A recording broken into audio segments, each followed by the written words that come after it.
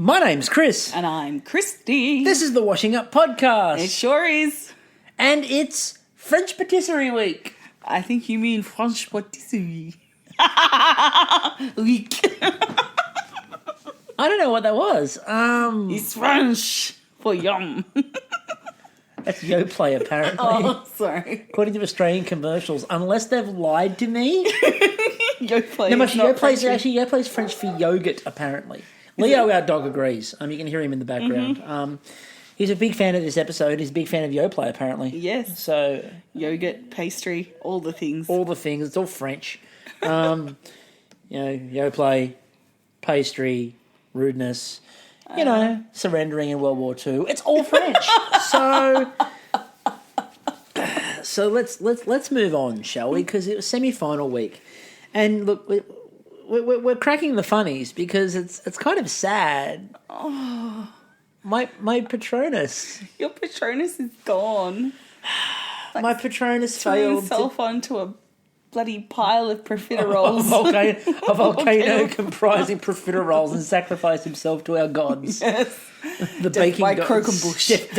Death by Croquembouche. That's what they should have called it, Death by Croquembouche. I think I'd like that. If I have to choose, choose the way you're going to die, I'll take Death by Croquembouche. Thank you. I impaled upon pastry. So it was an intriguing week. Yes, it was, Leo, wasn't it? It was an intriguing week. We had three challenges, obviously. The first one, we had the Millefeuilles. Millefeuille. So Millefeuilles, or Millefeuilles, as many unlearned people will say. I didn't say that. I wasn't even referring to you at that point. You were looking at me. You're the other said person. that. Okay, you are the other person on the podcast. Yeah. It's kind of rude to not look at you. I was not. That was an accusatory look. At that point, I was 100% not referring to you. That was not referring to you. It's the first time you're not having a crack at my It is the first time that I wasn't having a go at you, and you reacted as though I had just stabbed you. A dagger in your heart. Profiterole. A millefeuille in your heart. In my heart. So they said you must have 3 layers of puff pastry, and they stressed the word finesse.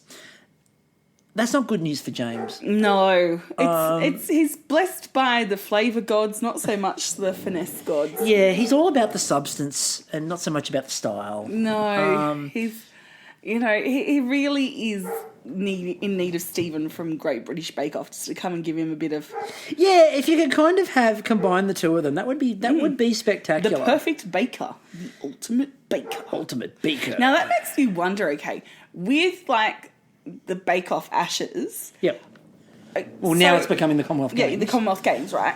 So James is born in England. Is this like state of origin where you have to play for the place that you first baked? No, this actually would still work. And the reason why it would still work is, well, for a start, for the Commonwealth Games side of things, when South Africa was separated through apartheid and wasn't allowed in the world community, lots of South Africans suddenly became Australians or British, and they played for those respective teams. Right. Secondly, and far more importantly, but Canada and Britain are allowed to play. Yeah, they are, but this is where it becomes like further afield now. So what happens is if you can't get represented in your original home country a lot of the time now, you can go people to take out another other country. Nationalities. Yes. He's taken out Canadian. He's a Canadian citizen. Okay, so he can. So he can participate for Canada. He can choose either or. Right. Or is he a citizen? I would suspect that he would want to take Canada's side, given that there's an easier path because there's less seasons. Yes, you guaranteed rep. And there's less seasons, so he's almost guaranteed a spot, if not in the first 5, on the bench. Yeah, or as their flavoured advisor, or their I would English suggest. psyche. Okay, I would suggest what you need to do. Person. I would suggest what you need to do is, if you've not listened to our Bake Off Ashes episode from the last series of the Great Australian Bake Off, go back through the feed and find that episode. We did 7 in 7. She was 8 in 8. It turned out for the grand final of Great Australian Bake Off last year. We did 8 podcasts in 8 days, and one of them was the Bake Off Ashes. It surely was. And Kristie put together one hell of a team. Look, I just didn't go for who would be competing. There was support staff, coaching, the works. You don't just send a team without an entourage. It's got the works. Otherwise, you're just going to lose. So let's get into not the shed, not the tent, the pavilion. I don't care, James, if you went with the rhyme with tent. No, it's a pavilion. Yeah. So James went with strawberry basil and blackberry balsamic reduction mille-feuille. So fancy. The first thing to notice about James's ones was that, again, continuing his trend of being my Patronus, James talks about, I buy puff pastry, I don't make it. And I'm with you, James. There's no chance. And even Linda turned around and went, oh, no, I don't make this at home. I'm just expecting you, if you ever end up, being in a Harry Potter land, you just wave your wand and it's Expecto Patronum, and out pops the silvery James. Out pops James. Just messing up the place. Going, it will taste great, but look shit. Linda made raspberry white chocolate and cardamom caramel. Yeah. Wow. There was a lot of, and this will be quite controversial for a lot of people who follow us, there's a lot of white chocolate tonight. Yeah, but it wasn't out of place. No, but I know that there are lots of people that listen to this podcast, and maybe one person sitting to my right, I know, who don't believe in white chocolate. I know. I don't know if it's just I'm becoming desensitized to it, but I'm all right, I can do with the white chocolate. I'm not as...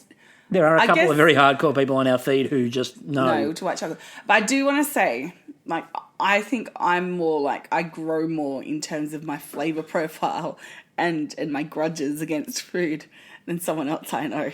I don't know what you're talking about. So Yuzu matcha. Which one of us adopted and decided they liked yuzu. kale? Yeah. That would be me. I didn't mind it. Anyway, so Sabrina made strawberry, pistachio, and mango coconut mille-feuille. Now, I can't help but feel, and I put this in my notes that I put together, that first of all, Sabrina went with 4 fillings, which is, highly complicated.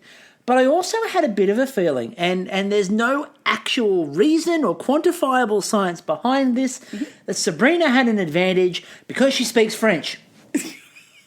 Now, I have no quantifiable reason why that helps you in French Patisserie Week, because it doesn't. Get the recipe in French. But again, you just had that feeling. I was like, would you trust somebody making French pastry if there's no semblance of French in their background? Not necessarily, because... Would you trust somebody who turns up speaking French, even if they're speaking French that doesn't mean anything because, they're speaking French. They obviously know pastry. Yeah, yes. Yes. Although logically it doesn't make any sense because, okay, here's my rationale. When I was at school, there was a few kids who were coming from Chinese-speaking backgrounds, so they chose to do Chinese for their HSC. Which helps. And they all failed. That's amazing. How do you fail Chinese? Because, you take it, I might be a born English speaker. That doesn't mean I'm going to do good at the subject English. Yeah. I see your point. But yes, we are all stereotypical and we go, give it to the French guy. Just a stereotype. I'm there just going, Sabrina speaks French. That's surely an advantage. And then I thought to myself, that's not an advantage. But then they're making French pastry. They don't have to then enunciate and go with the correct feminine and masculine pronouns. Maybe it's because she's from Italian descent and Italy's near France. Yeah, I know, but she speaks French. You remember, she's the only one who can give the French translations. I'm saying this, but I'm also adding to it possible But James genetic... is from England and can duck across to the continent whenever he wanted.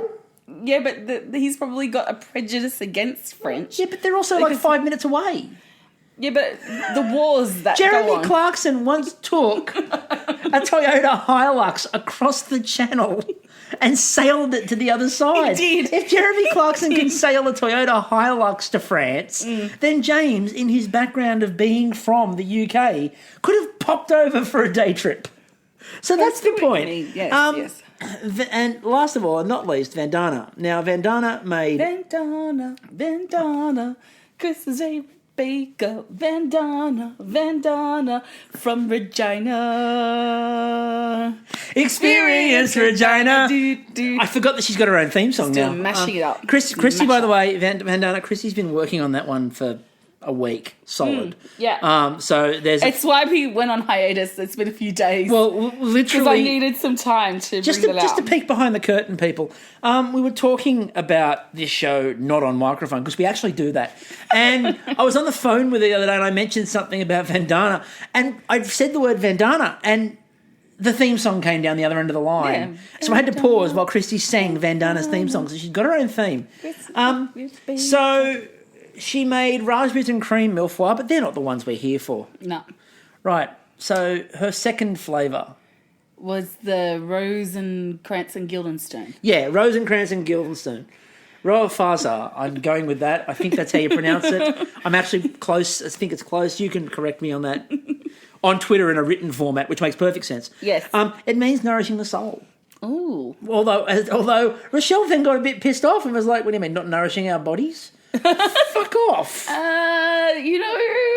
Like what's wrong with having the soul nourished by food? Maybe she's like a really hardcore atheist. She's like, I'm okay when I die, there's no soul. I just crumble into the ground, disintegrate into pieces. I'm okay with the concept of having the soul nourished because, like, not that I necessarily believe there's an ethereal soul, so to speak, not to get to save it for the philosophy podcast, but I like the idea that means the food's going to be good. Like, seriously, it just means the food's good. Aiming high. Now, James decided he was going to go fruity with strawberries soaked in basil syrup.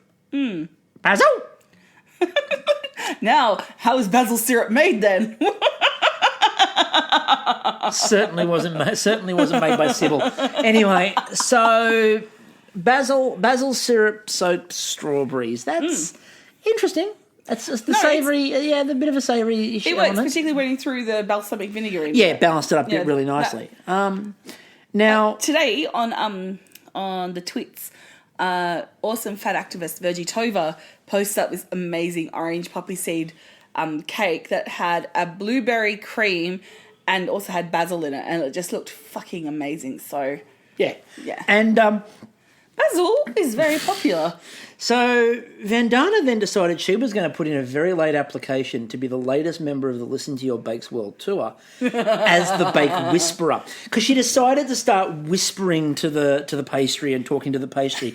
What this goes to show you, ladies and gentlemen at home, is that the Listen to Your Bakes World Tour is the #1 tour coming to a shed or a tent or a pavilion near you. It's because it's been spoken about for a number of years. So new contestants are coming in with a view to get into it. It's the hottest ticket in town. They're like, we're going to run our own. We're going to run our own show, a little bit like Australian Idol / American Idol / all those idol shows. And we're going to just sit there and judge everybody's ability to either listen or talk to a bake. Oh, I don't know if I want to be like, what was his Mark? What's his face here? Who'd be like touchdown on the Australian one, Mark Holden. Mark Holden, yeah. Or if I want to be like that American chick from So You Think You Can Dance and go, you're on the hot tamale train. Like, I've never seen that. Oh, it's horrendously bad. Someone gif it to me at some point. The dancers are great, don't get me wrong, but the judges are judges. The hot tamale train, however, is next level. So the hot tamale train is next level. Don't mind that, by the way, people. If there's a bit of a bump there, the cat just ran and literally knocked all of the equipment. That would be Senator Palpatine. Yes, not just knocked all of the equipment off the table while we're recording. But not the microphone. So he was considerate about that. But I caught the computer. So that's why there might be a bit weird there. And if it wasn't, you've got no idea what we're talking about. And we're just going to move on. Yeah. And what we're going to move on with is James, my Patronus again, who just followed up with the great line, it looks a bit crappy, but that's what we've got. Now, don't forget at the end of the bake, girlfriend, I'm done. Oh, yeah. We'll come back to Linda on that one, because James was looking at this point here and he was stressing because he's watching his pastry fail and it was crumbling and it was falling apart, and Dan was there sympathising, eating broken pastry with deep concern. Pinchy. It's so delicious. It really was. It was the Homer eating Pinchy after he accidentally cooks him in the bath. I mean, I'm so sorry, James, about your pastry. Yeah, but Dan's in there going, oh my God, this is terrible. I hope you can throw it. It'll be great. Oh no, that one broke too. That was a perfectly good one. No, it's broken now. Okay, I have decided that if I was lost in the wilderness and needed to forage food to survive, I'm taking Dan Levy with me. He will find it. He will find food anywhere. That man is a genius. I think I can smell some pizza. Off you go following Someone's baking. That's a skill. Now Linda, when they went, right, and we're finished, Linda. Girlfriend, I'm done. Okay, girlfriend, I'm done. And puts her hands up like it's a hold up. I wonder if she's had experience Yeah. because, like, she just very quickly. Okay, girlfriend, I'm done. I'm not doing it. I'm not doing it. So let's go through the judging. So the judging for the first challenge. We will start with James because it was actually quite good. First of all, the first problem that James had was he didn't manage to actually put up the right number of mille fois.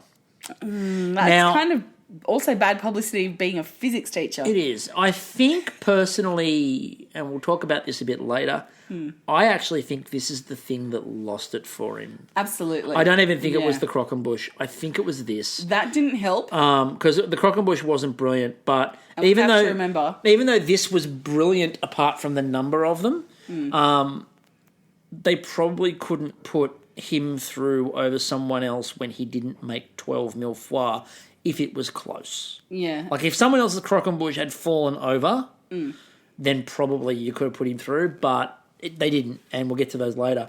But his flavour was great. As they said, as French as you can be with the flavour on the blackberry one. But the the style was not quite there. Well, the comment was that there's nothing sloppy in your flavours, however it looked horrible. Yes. He really should be on Ugly Delicious. He really should. Linda. So Linda's, unfortunately, were a little pale and undercooked.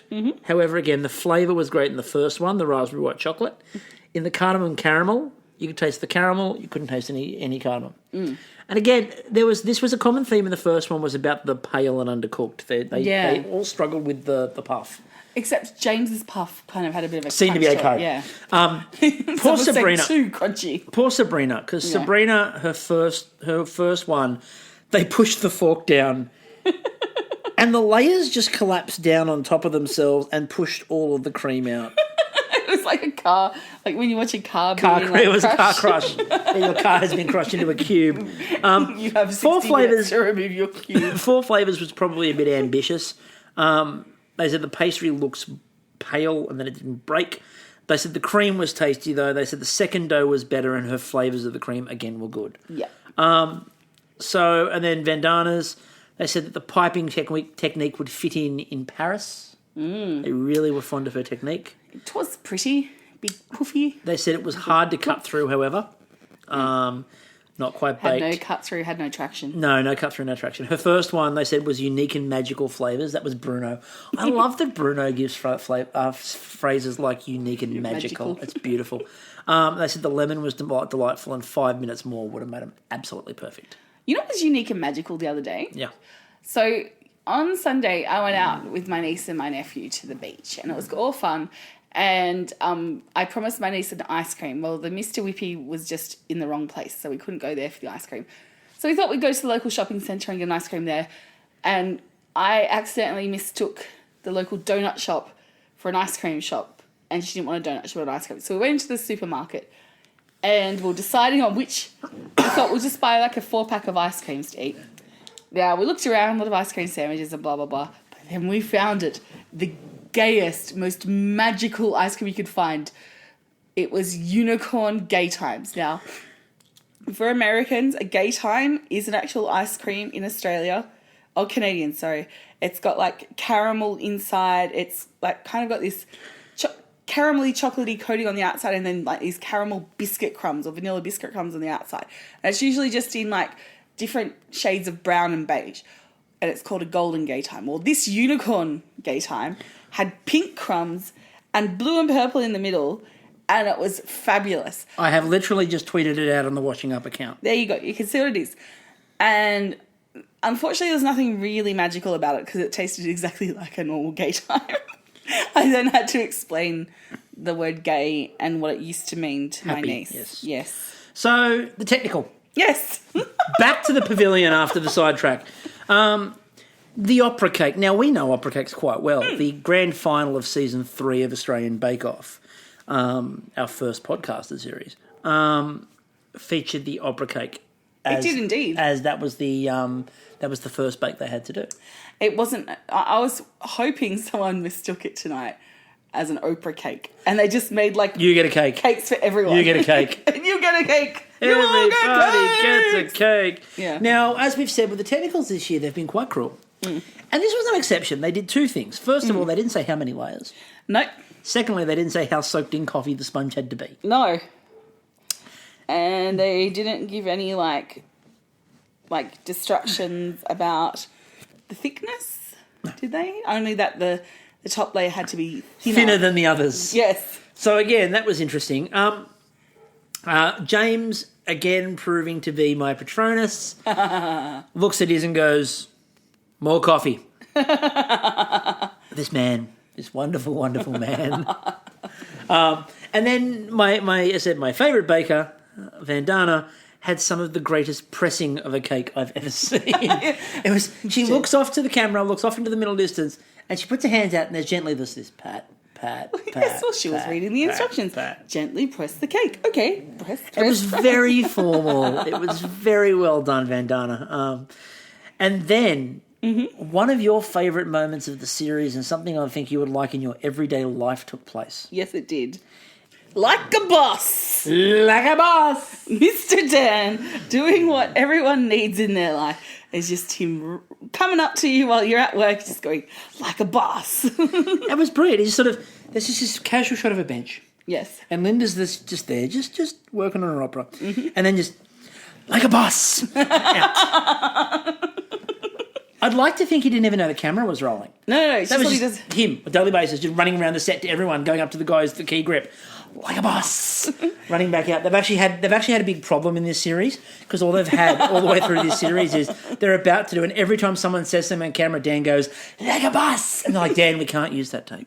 Rochelle's like, I'm just going to go to the bathroom. He's like a boss. So very much that like a boss sort of dominated the technical, and it was really the thing that's always happens with an opera cake is right up until they're ready, they look like shit. Because you make this really long sponge and then you coat it with the chocolate. And it's all uneven. And then you cool it down, and it's not until you cut the sides and trim it. You pour this beautiful mirror glaze over it that just splodges over the sides. Yeah, like, and then you've got to go and you've got to chill it, and then you've got to go and then bring it back out to cut it. Now, this is where we often talk about, with some forms of baking, surgical precision.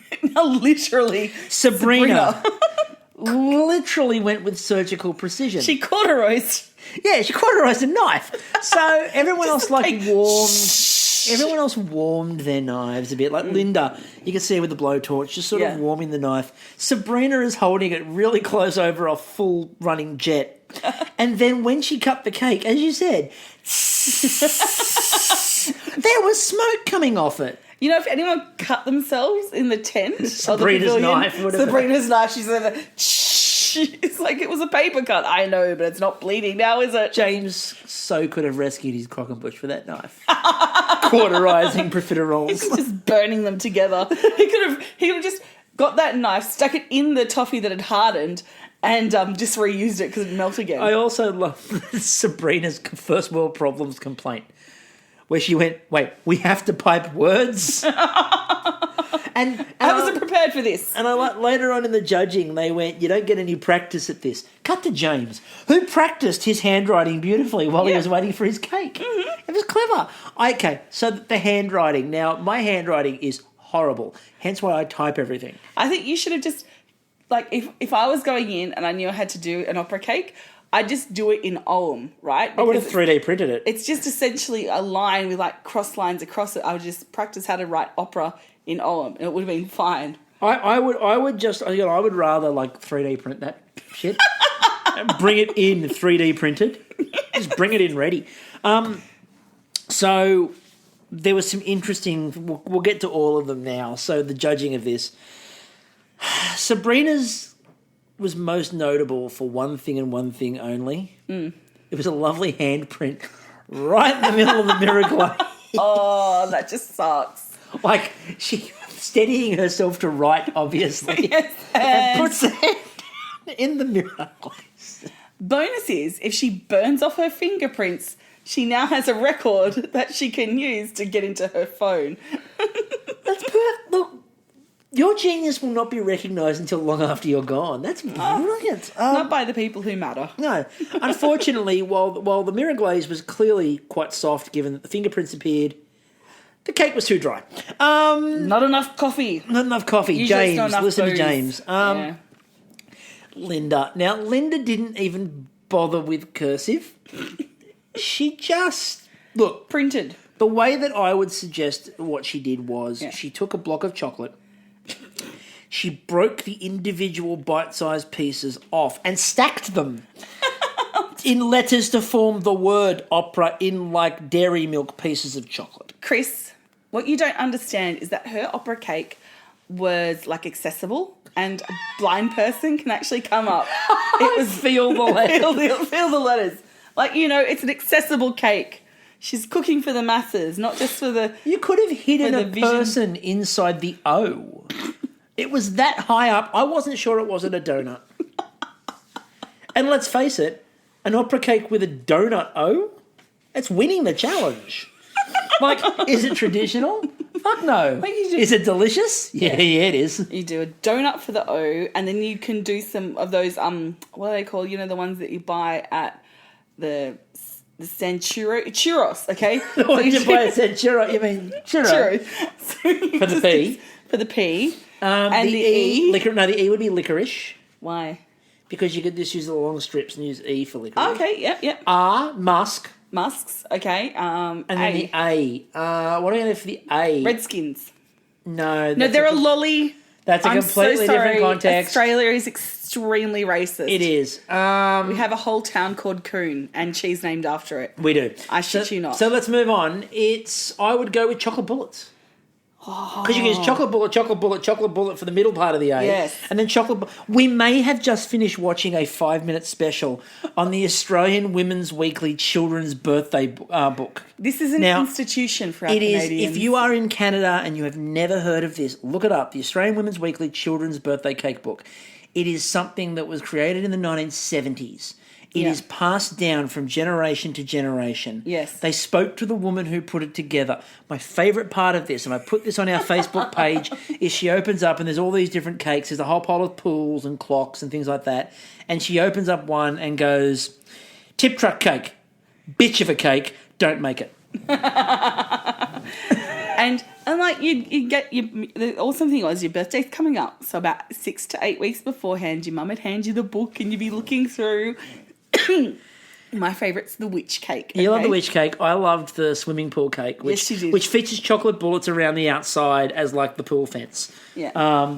It's, again, I will recommend it 100% for Canadian viewers, listeners. Go on, go and have a look for this cake book. It's amazing. It's like simple, but it is so much fun. And it's accessible and it's made out of things that like everyday people can go and cook because the Women's Weekly is an institution of a magazine in Australia and they actually had test kitchens. So these women would hang out cooking and like answering questions. I didn't realise that you could call up and go... You could ring them up in the test kitchen and ask them how to make a recipe. Yeah. And they'd coach you over the phone. So it really helped develop Australia's cooking style. Yeah.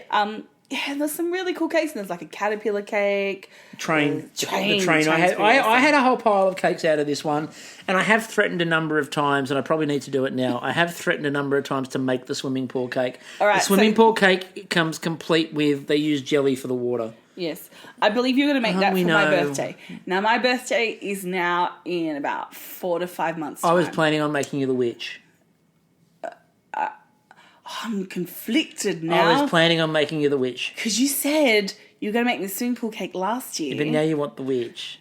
Oh. Have a think about it while I finish. Can I get a witch in a swimming pool? Yes, you can. I'll do both. Yes. All right. So anyway, Linda's writing looked clumsy. The layers were good, however, but there was more syrup on hers, but it was still too dry. Yeah. James.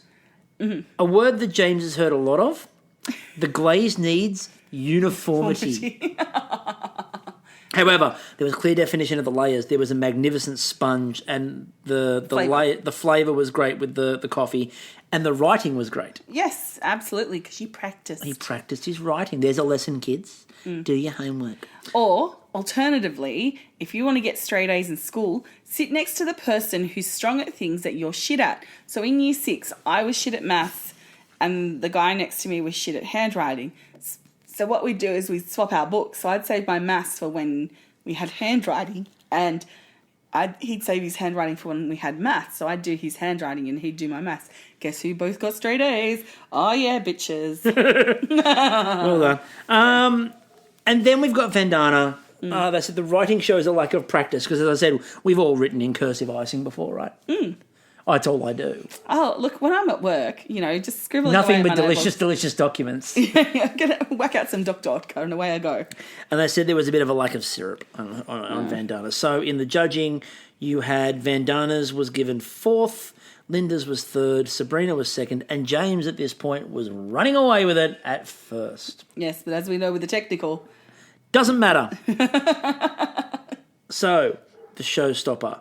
You had to make a croquembouche or a croquembouche. So in Australia's MasterChef, one of the first big challenges they ever did. They have to make was a croquembouche, and it became a thing.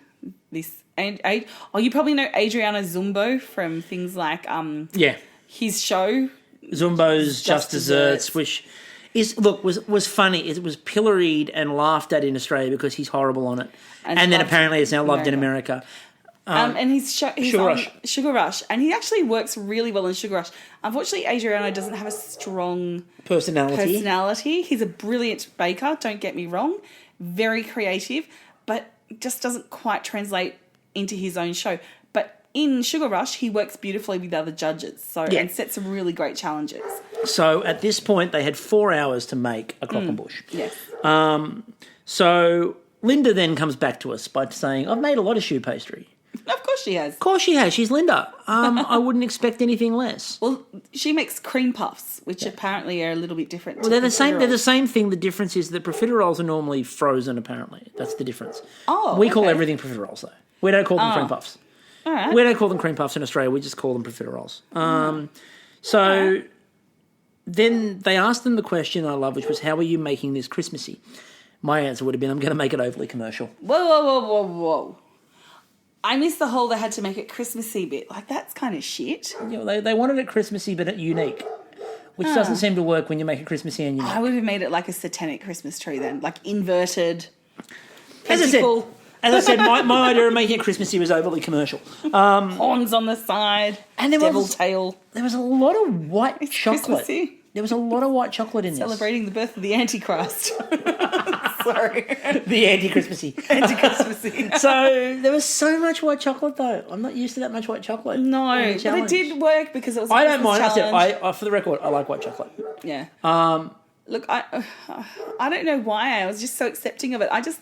I love the Great Canadian Baking Show so much I can accept white chocolate. You can accept anything they do. And, Linda's looked so beautiful and so elegant. And then you've got Sabrina there, piping, snowflakes, individual snowflakes. It was quite beautiful. It's wonderful. I look, again, I don't have the issues with white chocolate that you have. I won't eat it. God, no, but it looks pretty. I'll eat it. So you can be the Milky Bar kid. You can give me the extras. I'll take the extras any time of day.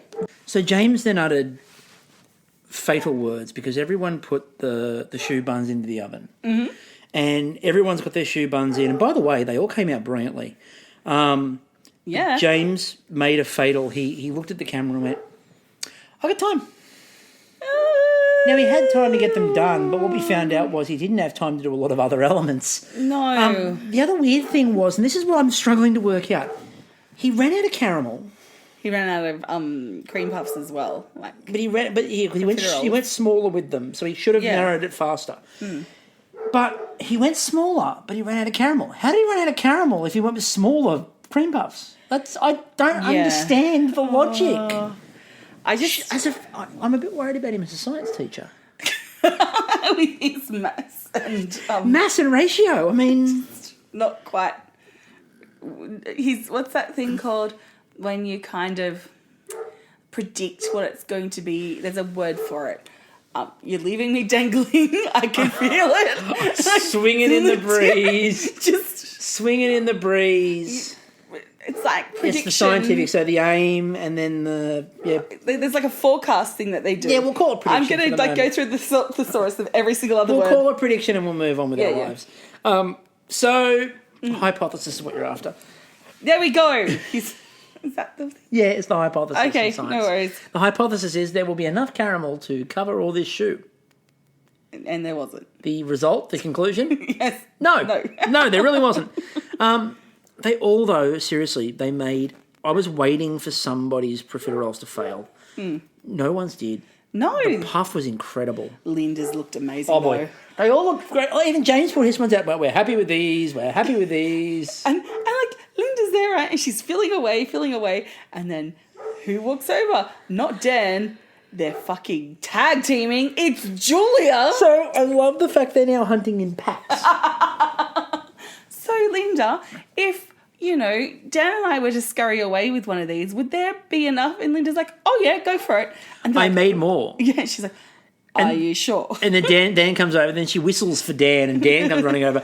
Are you sure about this, Linda? And she hasn't finished saying, oh, yes, I made extras. And he's got it in his mouth and eating it. So I love that towards the end of the series, Julia has worked out this idea of hunting in packs with Dan is smart. They're like velociraptors. You just see them around the kitchen. You like Jurassic Park, just like the one nail tapping on the claw on the floor. turning the latch. Yeah. And the equivalent of turning the latch is picking up the tray. And the bakers, when they're trying to defend their food, are like hiding behind the benches like, shh. And then one of them knocks over pots and pans like, damn it. Out of the proving drawer comes Dan. Rolling out. Is that a velociraptor claw? It is now. It is now. It's better than your accents. So apologies to all the velociraptors out there listening. I think that's like that. That's Leo. Oh, okay. He's now gone quiet. I need to do that more often. You need to bark at him more often. Yeah. So it became decoration time, and that's a weakness for James. What was also a weakness for James, though, as we said, was sugar.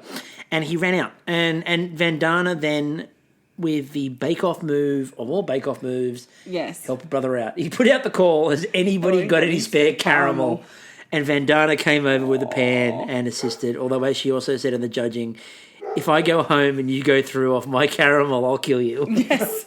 And I was worried at first, I'm like, oh, there's no spun sugar. And lo and behold, like, just some beautiful, delicate spun sugar came out. So Linda was doing some, but Sabrina's was just so pretty. Kristie had literally just finished saying there's no spun sugar and there's no microflowers, and both appeared. Yes, it was beautiful. It's like, oh, I can sleep easy now. So James running out meant that it wasn't closed on top, and it became what I referred to as the Great Profiterole Volcano. What you should have done is just made a whole, like, just got a whisk, dipped it into the caramel that Vandana gave him, just splodged it out, like whipped up this sugar and just had it like cascading out of the top of it like a big I would have knocked volcano. them all down and said it was a deconstructed Croquembouche. And they're like, what kind of Christmas theme is this? It's like, it's the last Christmas when the world has gone to shit and it's all blowing up. No, and I would have knocked them all down. It's a pocket Christmas. I would have knocked them all down. I would have put a box over the top of it with a bow. Yeah. It's a present Croquembouche, and you open it up and it's like Lego. You've got to assemble yourself. Oh my God, I just had a flashback. Okay, go back to when I was 13 years old, right? I wasn't there, but I will. Okay. My mum, who designs really shit things for me for my birthday, I love you, Mum, but you shit, at doing things thoughtfully for me, decided that I needed a Croquembouche for my birthday. I didn't know what a fucking Croquembouche was, but there was a woman who ran a bakery and her kid did gymnastics with my sister. So obviously Mum ordered a Croquembouche. Lo and behold, she goes to the bakery to pick it up and they hadn't made one. So they quickly whipped something up. It came back. Basically, it was chocolate mousse that looks like a cow pat with profiteroles sunken through it. So it was like a swamp with profiteroles. Yeah, and I found it tasty. But ugly. It was ugly delicious. It really was. Wow. Yeah. So at that point, they finished the challenge. A little bit scarred by profiteroles, I've realised.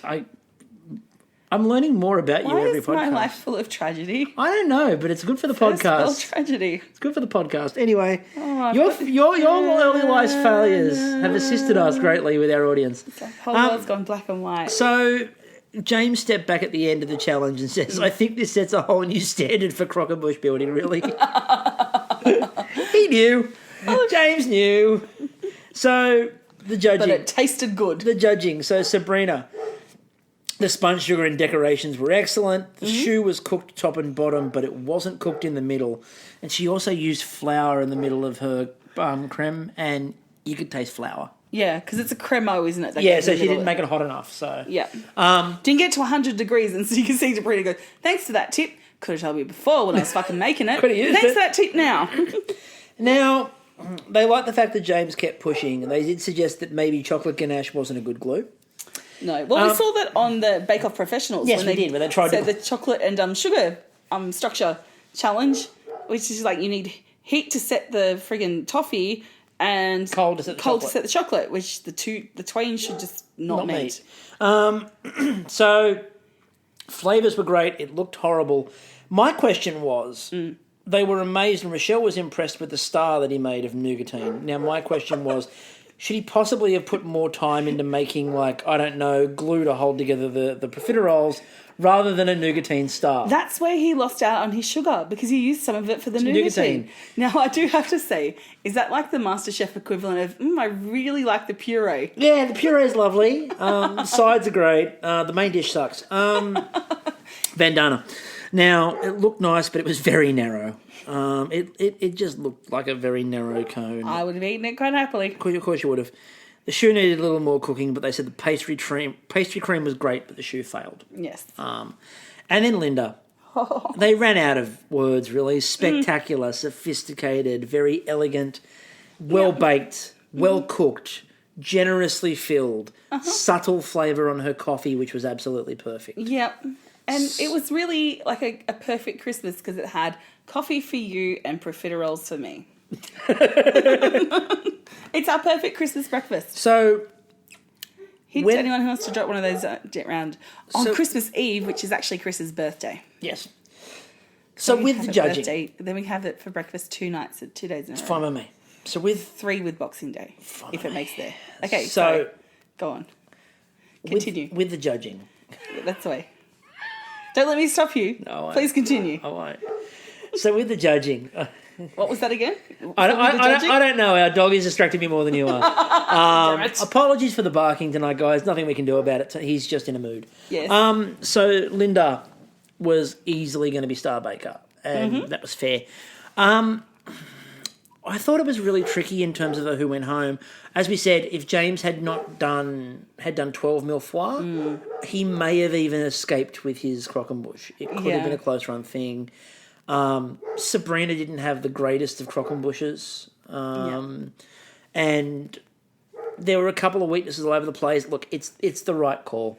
James had to go. After not making 12 mille foie and then having a Croquembouche that forgot to close and he ran out of things to tick it together with, he probably had to go. Yeah, particularly when Vandana and Sabrina had done really strong millefeuille and then we had them do really strong Croquembouche. It didn't really matter that Vandana's opera cake. No. Because it wasn't a terrible failure, her opera cake. No, none of the operas were failures. No, it just didn't have enough coffee on it. None of the operas were failures except for Linda's writing. No, it's accessible. So we now have a grand final of Linda, Sabrina, Vandana. I wonder if there is baking for the blind where, like, you know when you get the little happy birthdays, like, written on it, if it's done in Braille. That would be really cool. You can find that out. I will. Make me for next podcast. So we've got a grand final. Yes. We will be podcasting the grand final later on this week in time so we can get that all done so we can be ready for the new series of Great Canadian Bake Off. Now, it will have to be tomorrow night or the night after because I'm away. Yep. But we're going to do that. We will also hopefully in the next week or so be talking to a few people. We've started to get a few things lined up. Our ducks are in a row and people want ducks. People do want ducks. They want the... Women's Weekly Children's Birthday Cake Book duck as well. Yes, with chips for the beak. Again, go check that out. It's fantastic. Popcorn hat, chips for the beak. Up until the next podcast, I'm still Chris. And I'm still Kristie. We will catch you all later. And don't forget, like a boss. Damn it, I was going to say that. Beat ya.